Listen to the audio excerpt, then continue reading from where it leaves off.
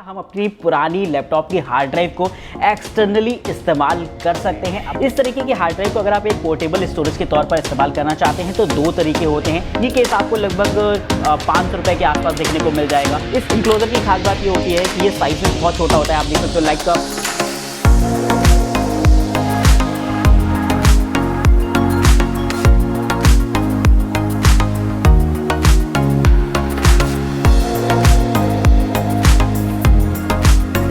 स्वागत है दोस्तों आप सभी का आज की इस वीडियो के अंदर। और दोस्तों आज की इस वीडियो में हम आपके एक बहुत ही कॉमन सी प्रॉब्लम का सलूशन देने वाले हैं।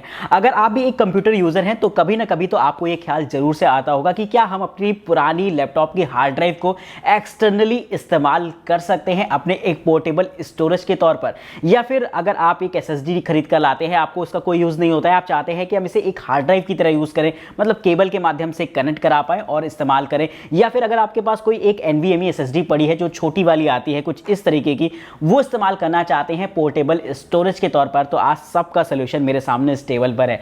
दोस्तों मैं आपको कुछ ऐसे 3 गैजेट्स दिखाने वाला हूं जिनका इस्तेमाल करके आप ये सारे काम कर सकते हैं, यानी कि अपनी SSD हार्ड ड्राइव या फिर आप इस तरीके की छोटी सी NVMe SSD को आप अपने पोर्टेबल स्टोरेज के तौर पर इस्तेमाल कर पाएंगे। शुरुआत करते हैं वीडियो की, लेकिन उससे पहले आपसे रिक्वेस्ट है चैनल को सब्सक्राइब करिएगा, वीडियो इंटरेस्टिंग लगे तो लाइक करिएगा। शुरुआत करते हैं। सबसे पहले अगर हम बात करते हैं 2.5 SATA हार्ड ड्राइव या फिर SSD की, तो वो कुछ ऐसी होती है जिसका साइज कुछ इस तरीके का होता है। इस तरीके की हार्ड ड्राइव को अगर आप एक पोर्टेबल स्टोरेज के तौर पर इस्तेमाल करना चाहते हैं तो दो तरीके होते हैं, जिसमें कि एक सबसे पहले आपका आता है ये केबल वाला तरीका। ये केबल आपको मार्केट में 250 से 300 लगभग 400 रुपए तक के आसपास भी देखने को मिल सकती है। और इस केबल का इस्तेमाल करके आप अपनी पुरानी हार्ड ड्राइव जो 3.5 SATA आती थी, और या फिर जो आपकी ये SATA रखी है 2.5 इंच की, उसको आप कनेक्ट कर सकते हैं एक पोर्टेबल स्टोरेज के तौर पर। तो ये कुछ कैसे होगा, जैसा कि आप देख सकते हैं कि यहाँ पर आपको SATA जैक्स दे रखे होते हैं और यहाँ पर भी आपको दे रखा होता है।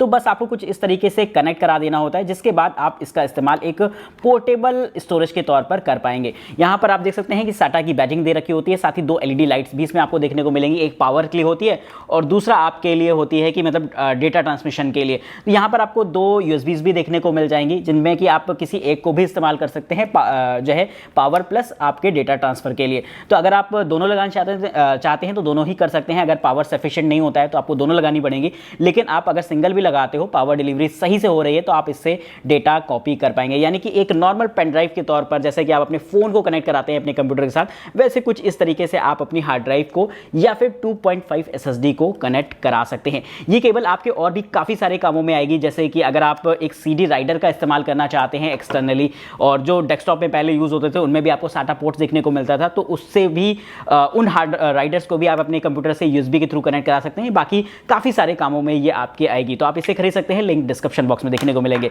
इसके बाद आता है केस। केस से एक बहुत ही कॉमन सोल्यूशन है। ज्यादातर लोग सलाह देते हैं कि आप केस का इस्तेमाल करें किसी भी, अगर आप इस तरीके की हार्ड ड्राइव या फिर SSD को इस्तेमाल कर रहे हैं। ये केस आपको लगभग 500 रुपए के आसपास देखने को मिल जाएगा। और अगर आप ट्रांसपेरेंट लेते हैं जैसे कि ये है, तो ये थोड़ा सा कॉस्टली रहता है। बाकी आप नॉर्मल ब्लैक कलर में आते हैं, अदर कलर्स में भी आते हैं, उसमें अगर आप लेते हैं तो आपको लगभग 250 से 300 के आसपास की रेंज में देखने को मिलेगा। ट्रांसमिशन का आपको थोड़ा सा ध्यान रखना होगा, क्योंकि मैंने ये ट्रांसपेरेंट केस लिया है। इसके पीछे एक वजह है, वो भी मैं अभी आपको बताऊंगा। वो ये है कि अगर आप नॉर्मल USB वर्जन 2.0 का लेते हैं तो वो आपको काफी सस्ता पड़ जाएगा, लेकिन अगर आप 3.0 3.1 में जाना चाहते हैं तो आपको थोड़ा सा एडिशनल कॉस्ट पे करनी पड़ेगी। लेकिन फायदा ये होगा कि आपको Type-C देखने को मिल जाएगी। यानी कि इसकी केबल की बात करें जो कि मेरे पास ये रहती है, तो आप देख सकते हैं कि Type-C इधर भी है और Type-C का एक तरीके से आपको OTG इधर भी दे रखा होता है। हालांकि एक तरफ अगर आप देखेंगे तो आपको USB देखने को मिलती है, लेकिन दूसरे हिस्से में आपको Type-C देखने को मिल जाती है, जिससे कि आप कुछ इस तरीके से कनेक्ट कराकर आप अपने मोबाइल फोन से भी डेटा कॉपी कर सकते हैं। बस आपको करना क्या होगा कि इस हार्ड ड्राइव को एक्सफैट में फॉर्मेट मारना है, जिसके बाद आपको कोई भी सॉफ्टवेयर की जरूरत नहीं है, कोई भी ऐप की जरूरत नहीं है। आप नॉर्मल अपने फाइल मैनेजर में जाकर एक पेन ड्राइव के तौर पर इसे एक्सेस कर पाएंगे। ये भी बहुत अच्छी चीज दे रखी होती है, जो कि मुझे भी बहुत इंटरेस्टिंग लगती है। बस आपको केस में कुछ इस तरीके से इसे ओपन करना है, और ओपन करना भी बहुत आसान होता है। बस स्लाइडर वाला है आपका सिस्टम, कुछ ओपन करिए, बस कुछ इस तरीके से लगा दीजिए। बहुत आसानी के साथ आप इसे इस्तेमाल कर पाएंगे। बस लग गई और इस केस को बंद कर दीजिए, यानी कि जब जरूरत होगी आप इस केस से बाहर भी निकाल सकते हैं बहुत ही आसानी के साथ अपनी हार्ड ड्राइव को, और बस आपकी तैयार हो जाती है ये इस्तेमाल होने के लिए। बस अपना Type-C के साथ कनेक्ट कराइए और इस्तेमाल करिए। तो ये चीज़ मेरे को बहुत अच्छी लगती है इस केस के साथ, जो कि मेरे को बहुत पसंद आया, इसलिए मैंने इसे लिया था।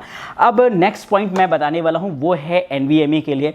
वैसे तो बहुत कम ही लोग NVMe का इस्तेमाल एक एक्सटर्नल पोर्टेबल डिवाइस के तौर पर करते हैं, लेकिन NVMe एक ऐसी SSD होती है जो कि बहुत ही आपको high speed data transfer available कराती है। साथ ही साथ साइज़ में बहुत छोटी होती है, यानी कि ये आप मेरे सामने देख रहे हैं छोटी सी SSD है 1 TB की।